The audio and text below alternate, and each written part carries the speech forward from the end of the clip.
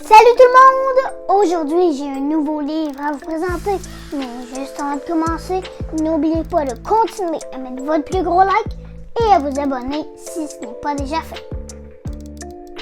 Le livre que je veux vous présenter aujourd'hui est basé sur une série Netflix qui a marqué l'imaginaire de toute une génération. Cette série créée par les frères Duffer est parue sur la plateforme de diffusion Netflix en 2016.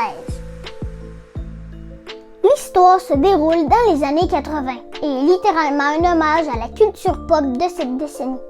C'est à Hawkins, une petite ville des États-Unis, qu'un groupe de jeunes découvre un mystère impliquant de terrifiantes forces ainsi qu'une jeune fille qui détient des pouvoirs incroyables. Vous l'aurez bien deviné, la série s'intitule Stranger Things. Stranger Things est une série qui nous fait passer par toute la gamme des émotions. On peut également retrouver des influences des frères Duffer, dont Stephen King, Steven Spielberg et plusieurs autres.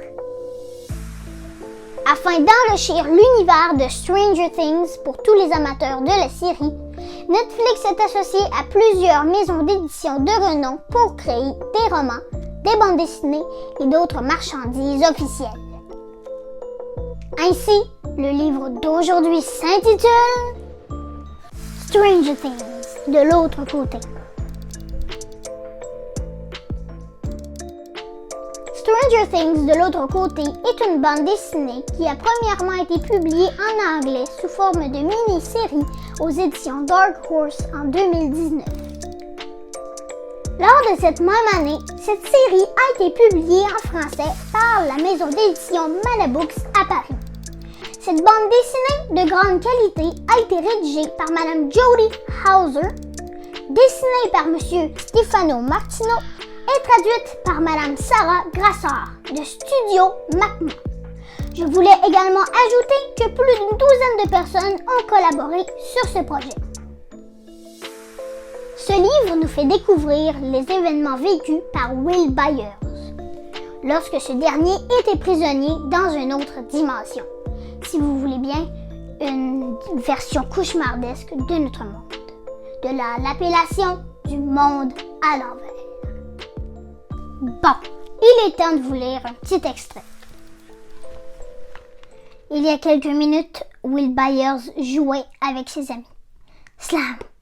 Ils formaient un groupe d'aventure, des voyageurs en quête de gloire et de trésors. Ils affrontaient le plus dangereux des monstres tapis dans l'obscurité. Mais désormais, Will Byers était seul. Les ténèbres menacent. Et soudain, les monstres sont réels. Dans le monde du jeu, Will le Sage a fait appel aux arts obscurs pour lutter contre le mal. Mais ça ne l'a pas sauvé. Où est-il et qu'est-ce que c'est? Will Byers était tellement concentré sur le redoutable monstre qui le poursuivait qu'il n'a pas remarqué que les dents et les griffes n'étaient pas les seuls dangers auxquels il faisait face. « J'ai un sort de protection. » Le monstre qui menace le garçon est un étrange écho de l'histoire qui se jouait un peu plus tôt. « Envoie une boule de feu, un sort de protection. » Sauf que dans le monde réel, Will n'a pas jeté de sort. « Une boule de feu. Mais est-ce vraiment le monde réel? Un sort de protection. » Les réponses, ce sera pour plus tard. Pour le moment, il ne peut qu'agir. Blam! Boule de feu! J'ai beaucoup aimé ce livre car il vient enrichir l'histoire en racontant une partie de l'intrigue que l'on ne voit pas à l'écran de cette superbe série Netflix. Inspiré par tous les personnages et les créatures de cette aventure, je me permets de vous montrer le dessin de l'un des monstres que j'ai dessiné à l'aide de la chaîne YouTube Cartoon Club How to Draw.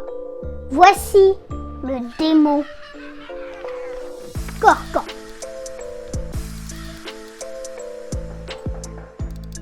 Enfin, j'espère que vous avez apprécié la vidéo. N'oubliez pas de continuer à mettre votre plus gros like et l'abonnement si ce n'est pas déjà fait. Sur ce que je vous dis, à la semaine prochaine pour une autre vidéo.